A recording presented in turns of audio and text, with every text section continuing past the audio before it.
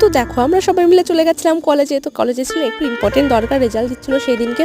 তো ওদের তো আর বিয়ে হবে না, কী করবে, লোকের বিয়ে জানলার ধারে বসে দেখছে। তো এখান দিয়ে বাজনা আসতে গিয়েও আসেনি, ওদের হচ্ছে কপালে। দেখো কলেজে কত সুন্দর সুন্দর সব ছবি এঁকে রেখেছে, যারা পারে তো তারাই সব এগুলো করেছে। তো তারপরে দেখো আবার দৌড়ে চলে এসেছিলো এখানে বেলকনিতে। তো তারপরে দেখো নাচ, দেখো সবার বিয়ে বাড়ির, তো ভীষণ সুন্দর নেচেছে সবাই, তার জন্য ওদেরকে পুরস্কৃত করা হবে। তো ওইদিকে কলেজটা ঘুরে দেখাচ্ছিলাম, আর সবাই বললো যে এটা কোন কলেজ, যদি সবাই চিনে থাকো। তো কলেজটা দেখো অসাধারণ সুন্দর। তো এখানে কদিন আগেই নবীনবরণ উৎসব হয়েছিল, তার জন্য প্যান্ডেলে সব গোছাগুছি হচ্ছিল।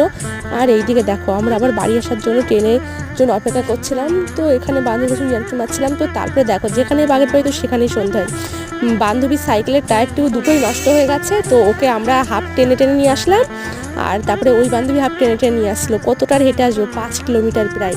তো এমন করে টেনে টেনে ওকে নিয়ে এসেছিলাম। তো কারা কারা এমন করো অবশ্যই কমেন্টে জানিয়ে। তো চলো সবাই ভালো থেকো, টাটা।